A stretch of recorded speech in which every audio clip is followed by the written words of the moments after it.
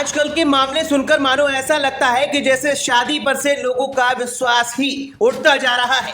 सालों का प्यार, सालों की शादी, सब कुछ एक झटके में स्वाहा हो जाता है, सिर्फ और सिर्फ जीवन में किसी तीसरे शख्स की एंट्री से। एक ऐसा ही मामला उत्तर प्रदेश के फतेहपुर से सामने आया है, जहां शादी के बाद एक महिला का किसी और से लव अफेयर हो गया। यहां ध्यान देने वाली बात यह है कि महिला की खुद की ही लव मैरिज हुई थी और दो छोटे छोटे बच्चे, प्यारे प्यारे बच्चे। प्यार जब दूसरे शख्स से परवान चढ़ा तो धीरे धीरे इसकी जानकारी पति को भी होने लगी।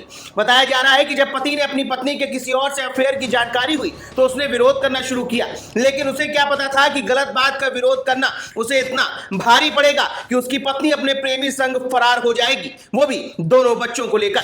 और तो और अभी आगे की कहानी जानकर आप हैरान रह जाएंगे। बताया जा रहा है कि असोथर थाना क्षेत्र के कस्बे में रहने वाले 48 साल के सुशील गुप्ता की मुलाकात चलती ट्रेन में नेहा से हुई थी। दोनों की मुलाकात के बाद पहली नजर में ही प्यार हो गया और कुछ समय बाद यानी कि एक हफ्ते के अंदर ही दोनों ने कानपुर के एक मंदिर में लव मैरिज कर ली और दोनों साथ साथ रहने लगे खुशी खुशी। ऐसे ही 5 साल बीत गए। इस दौरान दोनों के 2 बच्चे भी हुए, लेकिन उसके बाद नेहा की दोस्ती मोहित शेख से हुई, जिससे उसकी रोजाना बातें होने लगी और जब पति को उसकी जानकारी हुई तो उसने इसका विरोध किया।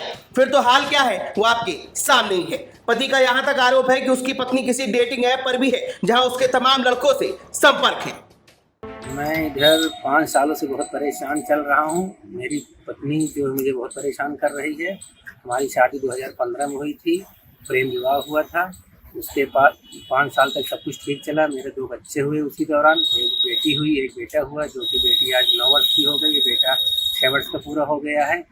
और इसी 2020 के दौरान मुझे पता चला वो किसी और से कभी करते हुए मैंने देखा तो मैंने उसका विरोध किया। आए दिन इसी बात को लेकर लड़ाई झगड़ा होती रही। इसी बात को लेकर बहुत लड़ाइयाँ अक्सर बढ़ती चली गई और फिर इसी में एक दिन मेरे न रहने पर वो मेरे बच्चों को लेके अपने मायके चली गई और मायके से जाने के बाद वहाँ से फिर वो चली गई दिल्ली चली गई। वो तो मुझे बाद में जानकारी हुई कि वो दिल्ली गई है। वहाँ एक मोहित सेठ नाम का लड़का था, उसी के संपर्क में थी, उसी ने उसको दिल्ली का पता बताया। वो दिल्ली जाके रहने लगी। क्या हुआ फिर? क्या कोई उसके बाद से कोई धमकी या किसी प्रकार कुछ?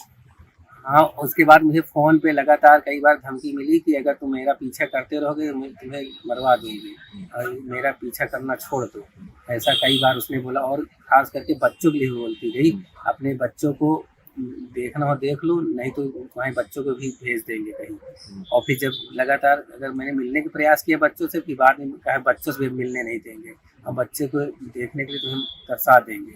फिलहाल पीड़ित पति अपने बच्चों की बरामदगी के लिए लगातार अधिकारियों की चौखट के चक्कर काट रहा है, लेकिन उसे सिर्फ आश्वासन के अलावा अभी तक कुछ भी हासिल नहीं हुआ है। अब देखना होगा कि आगे इस मामले में क्या क्या होता है। Bureau report, the leader Hindi.